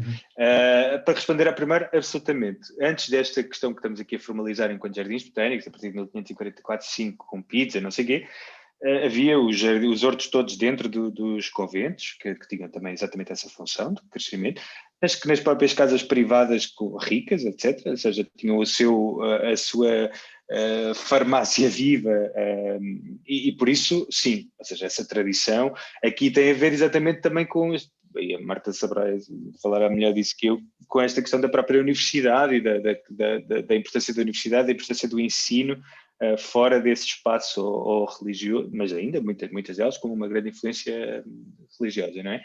Mas no fundo sim, mas vem exatamente dessa tradição, é um conhecimento que... Sim, até na China, Fernando. Olha, se quiser, eu depois dou-lhe a referência, mas a primeira matéria médica, e o que é uma matéria médica? É com uma espécie de lista, olha, uma flora, só que de plantas medicinais, digamos assim. Portanto, uma lista, só que diz também o que é bom, é para as diarreias, é para não sei o quê, é para não sei o que mais. A primeira a farmacopeia, como eles chamam. Mas a matéria médica era o nome latim, a primeira é da China, 5.000 ou 4.000 anos antes de Cristo. Eu arranjo dessa referência porque é interessante, porque eu sei que o Fernando também se interessa por cultura chinesa e é das mais antigas. Não, aliás, isto que eu tinha posto aqui mesmo, este desenganos da medicina é exatamente o que a Marta está a dizer, é também uma lista de plantas com interesse medicinal, para que é que são utilizadas, onde é que crescem, mas sim, ou seja, nós às vezes falamos aqui, isto não são processos descontínuos, não é? É só porque... Claro. Mas é importante perceber como é que eles fazem a viragem, e a viragem interessa e está relacionada com as viagens filosóficas e também com o iluminismo, não é? Que é a ideia de que é preciso conhecer, é preciso descrever o mundo que nos rodeia e, portanto, é preciso viajar, trazer, ver se são úteis, se não estão, quer dizer, discriminar, classificar, não é? E portanto, emerge no contexto das aplicações médicas, emerge um conjunto de outras aplicações, incluindo o saber pelo saber, não é? Saber para conhecer, para colocar na árvore da vida, não é? Saber se o feto está mais pendurado com aquilo ou está mais pendurado com o ginkgo, não é? Quer dizer, encaixar uma sistemática, não é? Sistematicamente poder perceber como é que as coisas fazem parte, como é que a natureza está organizada, quer os vivos hoje, quer as que já se extinguiram. E, portanto, isso só aparece no céu. Ou seja, eles deixam de ter só a aplicação. Tenho o reitor a ligar-me, desculpem. Olha, continua, porque podes fechar podes fechar este raciocínio. Sim. Fernando, não me lembro da pergunta do meio, desculpe. Era a questão da estufa fria e a questão da bacalhau. Isto aqui, esta fotografia é exatamente numa estufa fria, mas na estufa fria em Coimbra. A estufa fria chama-se estufa fria só porque não é aquecida. São frias porque não são aquecidas artificialmente. Tem esta particularidade de terem este ensombramento que faz com que as plantas que se crescem lá dentro sejam plantas que normalmente estão de subcoberto, que estão debaixo das florestas, onde a luz chega um bocadinho menos, fetos, plantas que necessitam de umidade, como se pode ver aqui. Neste caso, também foi escondida dentro da estufa fria esta estátua da Botânica, porque é uma estátua que foi feita nos anos 50, final dos anos 40, anos 50, porque o Jardim Botânico não parecente sofreu, em Coimbra também, foi alvo de uma série de intervenções do Estado Novo por altura da reforma da Universidade de Coimbra, da grande demolição da Alta e a criação do complexo universitário em Coimbra, e por isso esta escultura segundo dizem as pessoas mais antigas, teria sido, eu encontrei um desenho de arquitetura onde ela seria para colocar no centro da... Isto não é Leopoldo de Almeida? Não é, mas não é da família. Eu agora está-me a falhar o nome dele, mas eu depois envio também à me Marta. lembro, eu já digo. Mas é um desses. Mas a estufa foi desenhada pelo Cottinelli Telmo, esta estufa que está aqui. O próprio quadrado central, o desenho, foi desenhado pelo Cottinelli Telmo, por isso o Cottinelli Telmo está em todo lado sempre. Ela terá sido escondida aqui por algum pudor, por estar nua, um bocadinho mais tarde. Não foi colocada no meio da fonte, do lago, foi colocada uma fonte, não a botânica, enquanto esta alegoria. Bom, mas a estufa fria de Lisboa é muito interessante também, claro, é muito importante. Não é considerada um jardim botânico, agora eventualmente até poderá ter se calhar outras funções, mas havia uma série de funções ligadas à questão da próprio estudo da coleção, da divulgação, etc., que não estavam provavelmente asseguradas, embora a professora Lisete Caixinhas, durante anos, trabalhou bastante aquela coleção e produziu alguns livros, até a Flora da Estufa Fria, a Flora da Estufa Doce, porque há que é o que chamam que é um nome muito bonito, que é o que chamam a zona onde crescem as suculentas e os catos, na parte de cima. Não sabia isso é interessante. Isso é interessante. E a Bacalhoa não é tanto pelas suas coleções botânicas, mas pelo seu desenho enquanto jardim histórico renascentista, no fundo ainda, porque é do século XVI, ou um bocadinho tardio, que se manteve nessa estrutura. Eu, por acaso, li há pouco tempo, eu não sabia nada da história da senhora americana que tinha comprado a Bacalhoa e que tinha reconstruído a quinta, que estava bastante abandonada, mas sim, tem a ver mais com essa originalidade em termos de estrutura de desenho de jardim dessa altura que não existe em quase nenhum em Portugal. Obrigado. Eu também tenho uma questão em relação a esta questão da conservação, que é relativamente recente, não é? Esta componente, isso sempre, e que também começou a meter, para além de espécies exóticas, não é? Mas também, e exteriores a Portugal e à Península Ibérica, se também começa a existir a conservação de espécies portuguesas. É exatamente essa, sim, ou seja, o que é que acontece? Também é essa mudança de paradigma, enquanto que até aí os jardins tinham ainda muito até aí estamos a falar, porque os jardins têm esta outra particularidade, que é as plantas, e se falarmos em árvores principalmente, são organismos com uma longevidade e um crescimento que acabam por ter expressão muito mais tarde do que do diretor que as plantou e o zeitgeist onde elas foram plantadas. Por isso, quando eu dizia sempre que eu era diretor do Jardim do Júlio Henriques ainda, porque era um jardim que foi plantado no final do século XIX e as árvores agora têm 100 e tal anos e estão lá impecáveis, mas são eucaliptos,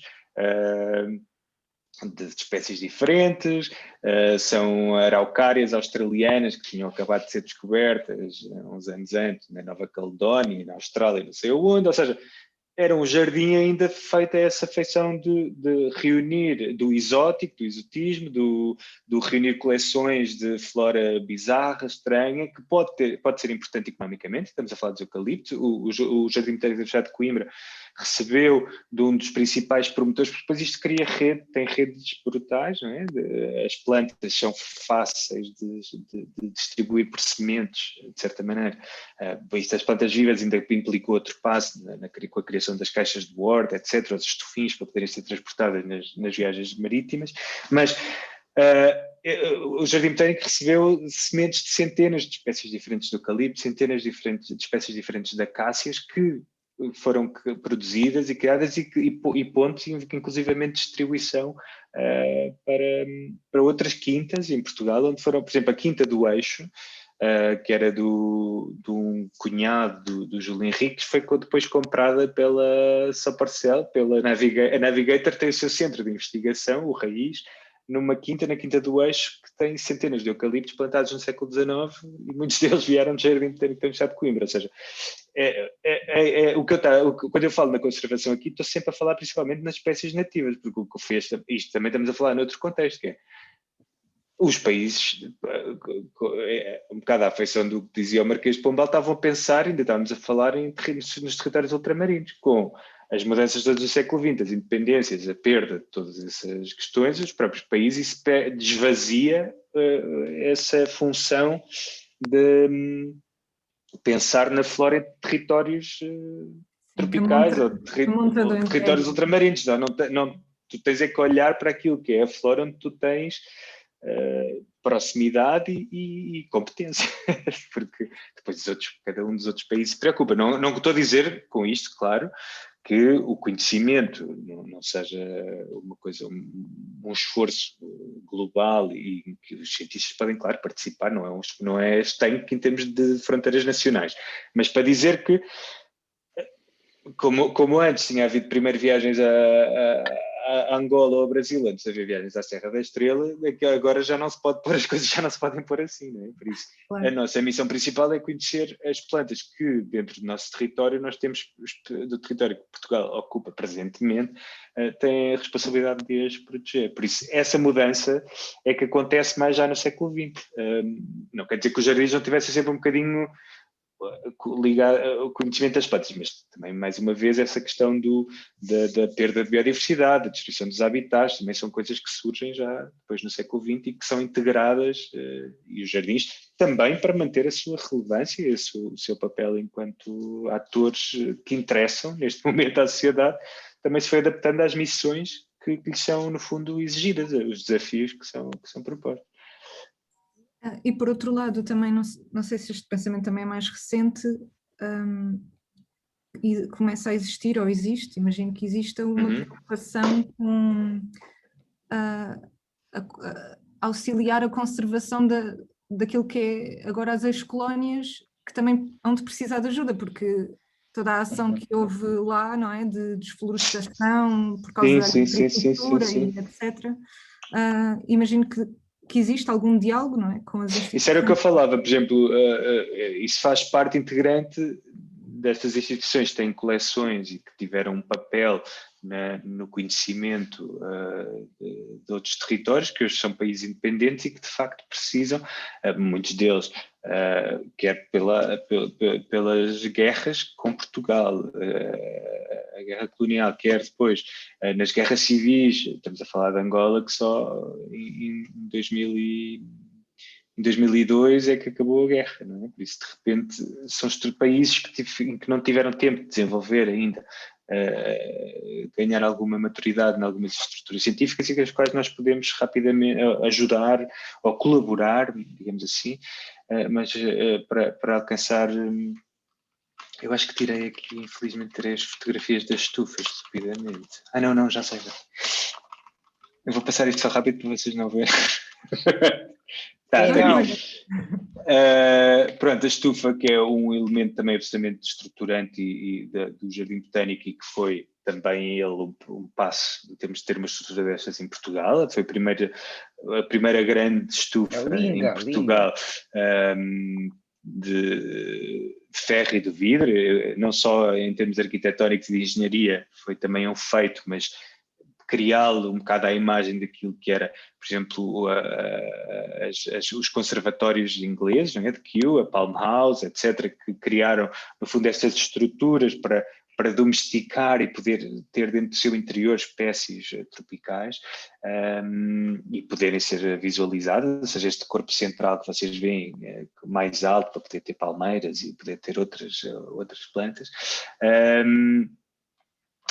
Foram fundamentais. No caso, a estufa teve uma grande obra a partir de 2014 e que terminou em 18, que vocês veem aqui já.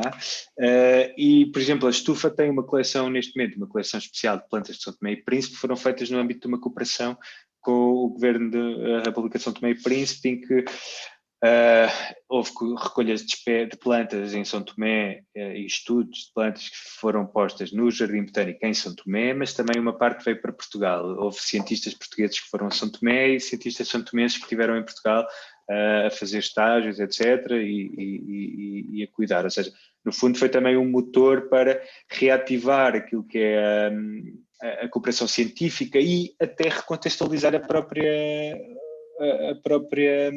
coleção da estufa, porque as estufas, e tal como foram criadas, eram, no fundo, espaços também de aclimatação de espécies para depois enviar por exemplo, para São Tomé. São Tomé, no fundo, era uma grande estufa ao ar livre, porque é um clima tropical úmido, onde basicamente todas essas plantas crescem, e foram aqui produzidas plantas, por exemplo, da quina para o tratamento da malária, que foram enviadas para lá, etc. Ou seja, era tudo um contexto, as plantas que aqui cresciam tinham esse contexto de exploração e domínio colonial. E a ideia aqui foi trazer agora plantas com interesse de conservação de São Tomé e Príncipe para que pudéssemos falar de que agora as plantas que aqui estão dentro, como a Marta dizia há pouco, têm uma importância intrínseca enquanto biodiversidade, que importa preservar, porque São Tomé, sendo uma ilha, tem uma taxa enorme de plantas endémicas, ou seja, que só existem em São Tomé e Príncipe. Muitas vezes só existem em São Tomé, nem sequer existem no Príncipe, ou só existem no Príncipe e nem sequer existem em São Tomé,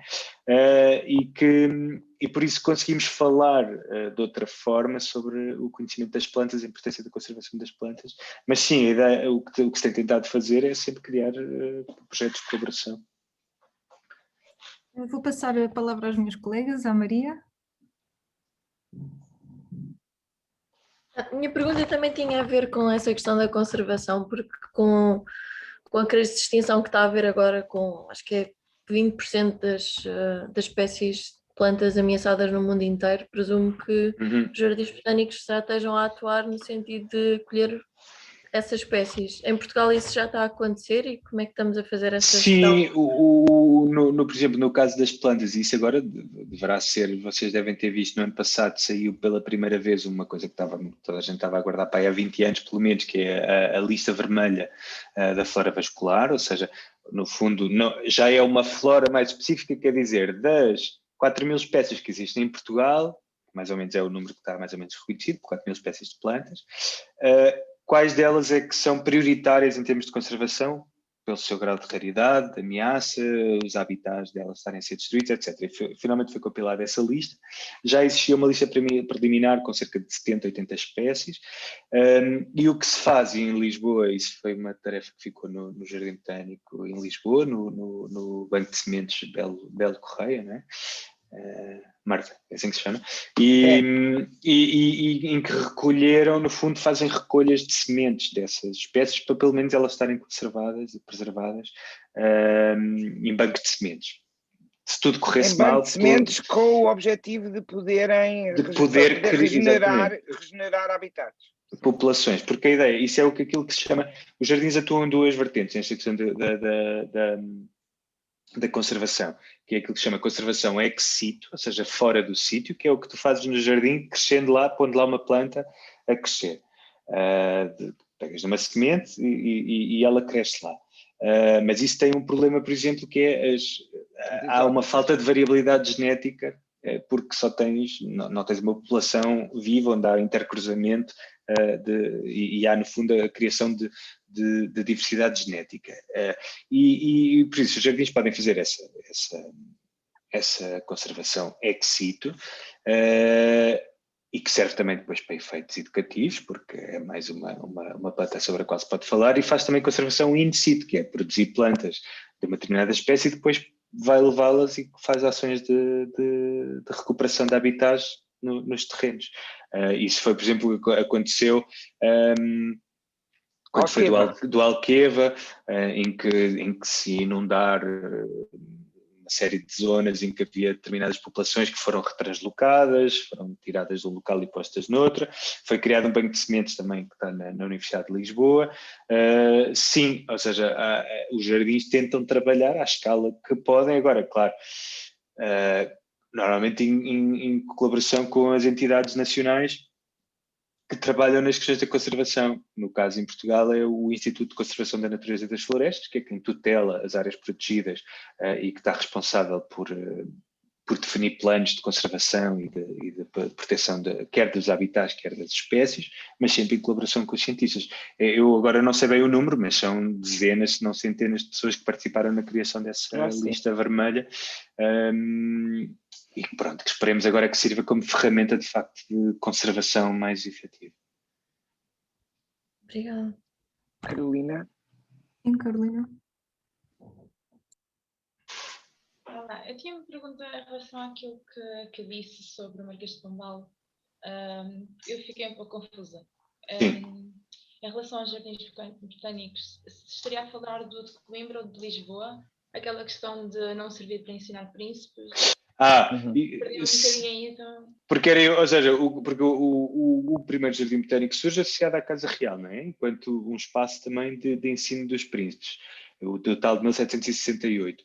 E pago pelo Marquês de Pombal. E pago pelo Marquês de Pombal também. Esse é o da ajuda. O de Coimbra é que ele diz essa carta, quando lhe apresentam a primeira planta, e ele diz isto é um disparate, porque é demasiado nem caro. Nem pensar que eu vou gastar. Nem pensar. Mesmo. Exatamente. Por isso ele diz essas frases têm a ver com o de Coimbra. Ou seja, o que ele diz é, este de Coimbra não vai ser para os príncipes, é feito de carrapazes, só. Mas foram construídos com intuitos diferentes, não é? Sim, exato. Pronto, e escalas, porque é isso, isso define muito, não é? Enquanto um espaço que está associado à universidade, de repente aquilo tinha outra, é porque vocês têm que se lembrar que é a universidade que não está a formar só, para já era muito mais elitista, não é? Mas está a formar todos os territórios onde se falava português, até ao século XX quase, ao princípio do século XX. A Universidade de Coimbra era a universidade dos países de língua portuguesa, por isso o Brasil, etc. Muitas pessoas eram todos formados na Universidade de Coimbra, por isso tinha mesmo outra... Não se esqueçam que o Brasil, que não houve nenhuma universidade, contrariamente à Espanha, que é uma coisa que eu acho sempre que é importante. Espanha, em 1500 ó filhos, vão ver ao Google, mas 1516, 1520, por aí, construiu a primeira universidade da América do Sul, no Peru. Ok? Portugal, zero. Foi preciso o Brasil ser independente, mais do que ser independente até, porque foi só no século XX. Foi preciso ser república para poder ter a primeira universidade. E em África foi igual, praticamente. Sim, havia um curso superior de medicina em Luanda, nos anos 40, não é? Havia, assim, cursos superiores, mas universidade, no sentido universitário, dando os cursos todos, letras, filosofia, medicina, ciências, etc. É uma coisa que Portugal nunca... eu vejo poucas vezes comparado. Sim. Isso é verdade. Essa concentração de criar as elites e o poder era aqui, não é? Era aqui. Uma pessoa que queria ser médico em Salvador da Bahia tinha que vir a Coimbra. Sim. Por isso é que Coimbra continua a ser absolutamente mítica até em termos de aliás, os brasileiros da cultura Coimbra. brasileira. E os brasileiros adoram Coimbra, porque só conhecem Coimbra, que é... Pronto, portanto, tinham aquele primeiro curso, o curso superior, tinham uma coisinha que era a escola médico-cirúrgica da Bahia, que faziam 3 anos, mas depois tinham que vir a Coimbra. Sim.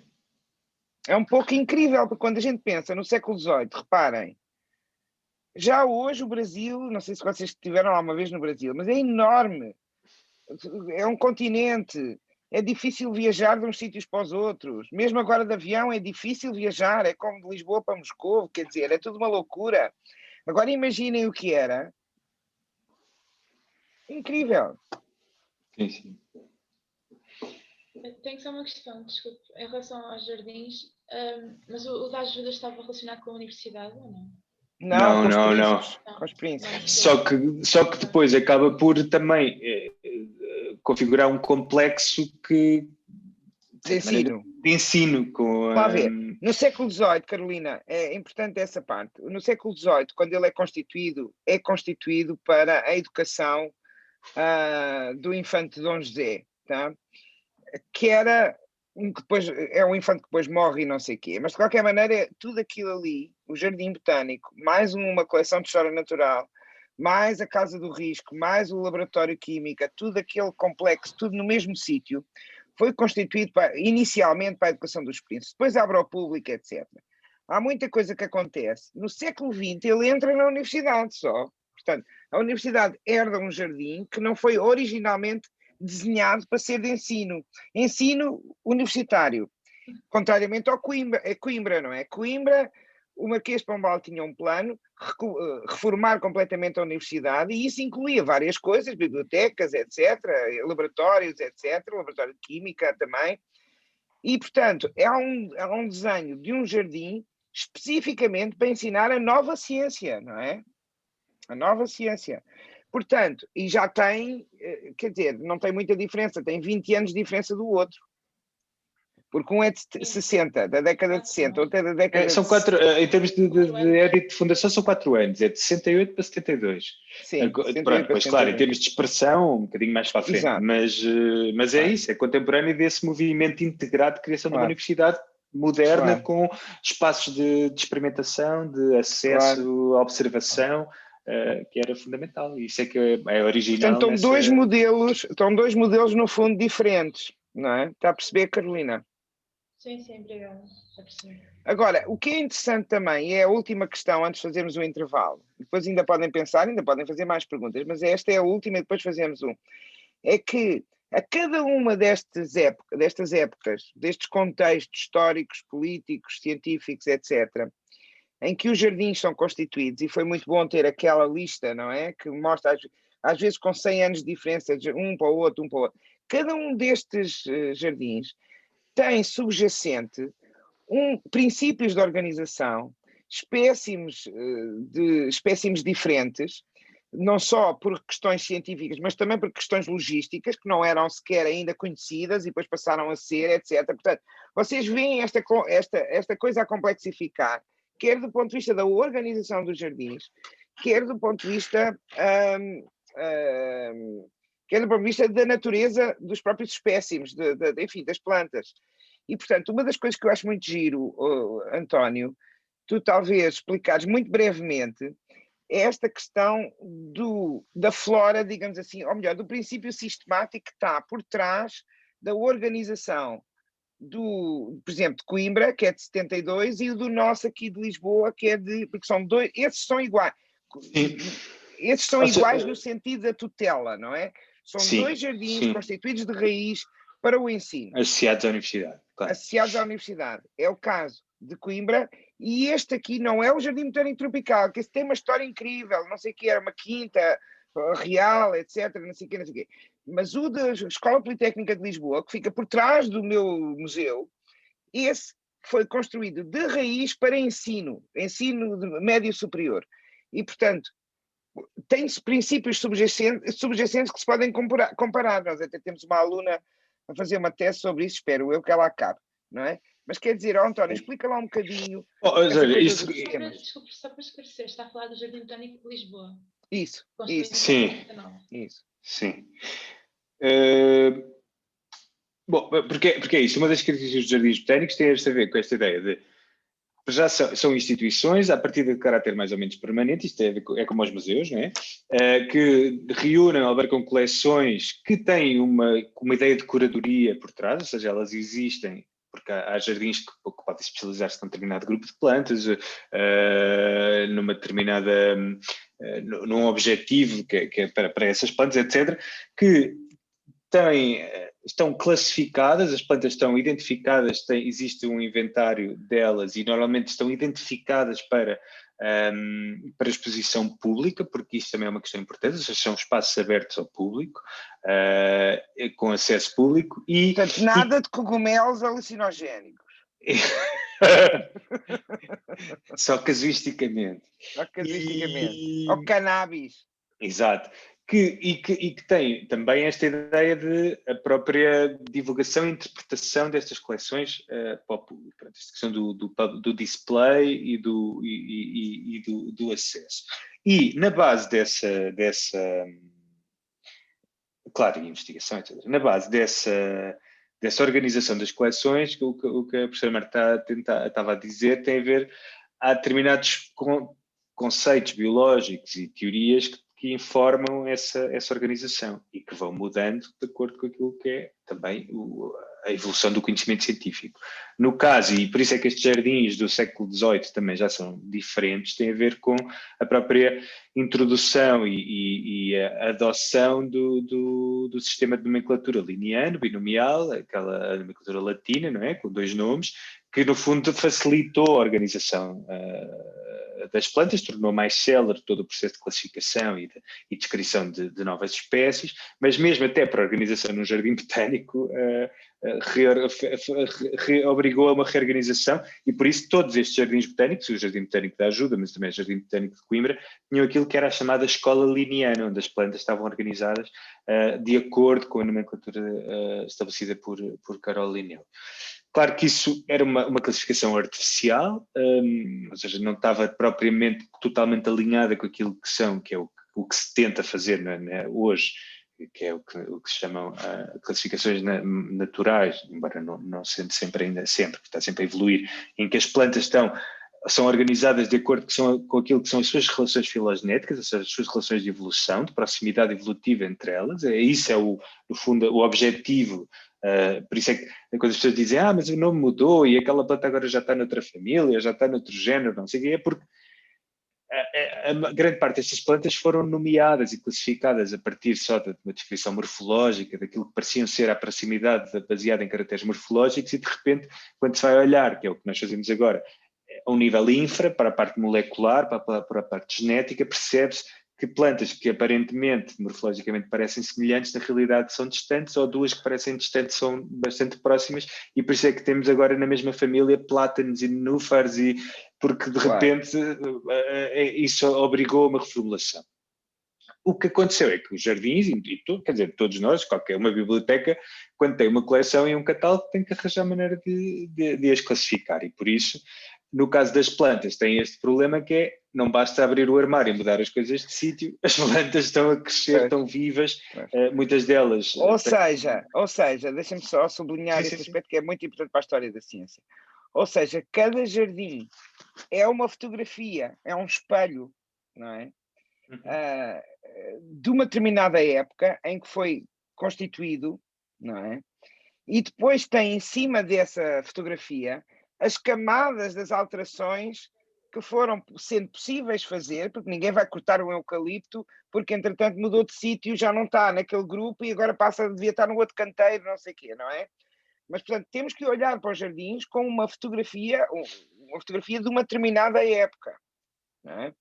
Igual para o Jardim de Lisboa, que tem esta coisa engraçada da ecologia. Explica lá isso, António. Sim, bom, o que acontece depois é, não só em termos da sua feição, e isso basta ver, por exemplo, o Jardim de Coimbra é ainda um jardim neoclássico, todo em linhas retas e canteiros direitos, e por isso é ainda um jardim de desenho barroco, com inspiração barroca, bastante geométrico, e se pensarem, e por isso aquela alameda que eu vos mostrei há bocado define completamente aquilo que estamos a ver, o nosso eixo de visão é para ali, depois é para ali, depois é para ali, e quando se entra no Jardim Botânico de Lisboa, de repente estamos perdidos porque já temos um jardim desenhado ou seja, o outro enquanto um jardim de inspiração francesa, e o Jardim Botânico de Lisboa um jardim já de inspiração mais livre, inglesa. E mais contextualizada, não é? Mais exatamente. Não só esta questão das plantas, não estão só individualizadas enquanto objetos que têm taxons, que têm que ser vistos separadamente, mas tenta-se reconstituir no fundo, o seu contexto botânico, aquela planta que surge com outra, criar às vezes uma espécie de emulação de um cenário virtual. No caso de Lisboa, na classe, isso acontece também em Paris, também começou por tem um jardim que se chamava Jardim Ecológico, o Jardin des Plantes, em que se tentava reconstruir de facto esses habitats, ou seja, as plantas que estruturavam um determinado habitat, e por isso terem essa matiz ecológica, não só já as plantas enquanto elementos separados, mas as suas inter-relações e as suas relações ecológicas. Isso é uma grande originalidade, claro que é super difícil de manter claro. Não, mas determinada escala, mas é importante em termos daquilo que é... para observar, treinar o olhar deles, não é? E até para a própria ideia sobre as plantas, que já não é as plantas só enquanto número, existe esta planta, mas enquanto conservação. Esta planta existe enquanto um elemento dentro deste habitat que é necessário proteger, porque a ideia base que nós temos hoje da conservação é que nós não protegemos espécies, não é? Protegemos habitats, porque se aquela espécie não tiver para onde ir, ou não tiver o habitat onde pode estar incluída, não vale a pena estar a conservá-lo. Claro. Porque não existem separadas, não existem num museu, numa redoma. E como é que resolvem problemas, por exemplo, relativos à polinização, porque algumas espécies... Olha, essa pergunta fica para a segunda parte, pode ser? Sim, claro. Portanto, ok. Vamos fazer um pequeno intervalo, até para o professor descansar, porque ele fala muito, como disse, e para respirar. E todos podemos tomar um café, etc. Vamos fazer 15 minutos de intervalo, dos quais, Marta, veja lá qual é a minha proposta. Porque a menina hoje é que manda. Ainda os primeiros 10 minutos serem de rabinhos de perguntas que hajam ainda desta parte de jardins botânicos, organização de jardins botânicos, história de jardins botânicos, etc. E então depois entramos na questão colonial, botânica colonial, não é? Que é a parte que o professor vai abordar com o jardim botânico, com o estudo de caso do jardim botânico tropical. Estamos de acordo? Sim, parece-me ótimo. Posso deixar uma pergunta? Pode, vá, deixar no ar. Sim, é que não é bem uma pergunta, como é que eu vou explicar? É mais um pedido. É que eu tenho duas grandes paixões e o professor conseguiu cativar-me logo no início, que é o cacau e São Tomé e Príncipe. E eu não sei, eu gostava que me falasse um bocadinho mais sobre isso, ou que me mandasse alguma informação, alguma coisa que eu pudesse... Está bem, eu depois reúno alguma bibliografia. Claro. Eu não sou especialista nessa parte da história. Há uma pessoa, inclusivamente, eu acho que ela não sei se é do CIUP, se é a Marta Mateus, que fez a tese dela na questão das plantações de cacau. E sim, é bastante complexo e sim. Está bem. Está bem. Ok, boa. então fica a polinização. A polinização e a conspurcar as plantas. É isso. E esta nota mental do café, do cacau. Isso, sim. Ok, então encontramos-nos às 6. Ai, que horror. Eu já não sei se temos tempo para aquela coisa. Não, Marta, pois, vê lá. Então 10 minutos, se calhar, não? Sim, vamos ver. Porque também temos mais onde a gente pode fazer isso. Mas, vamos com calma. Senão também podemos acabar hoje e não... Ai, tu falas muito, António, tu falas muito. Eu falo muito. Nós temos muitas perguntas. Desculpem. Não, e foi giríssimo. Tá, mas eu acho que a questão colonial também é muito importante, porque então talvez a única aula em que nós vamos falar sobre a questão colonial. Aqui. Tá? Portanto, também parece importante. Até já, até às 6. Café, até já. É isso.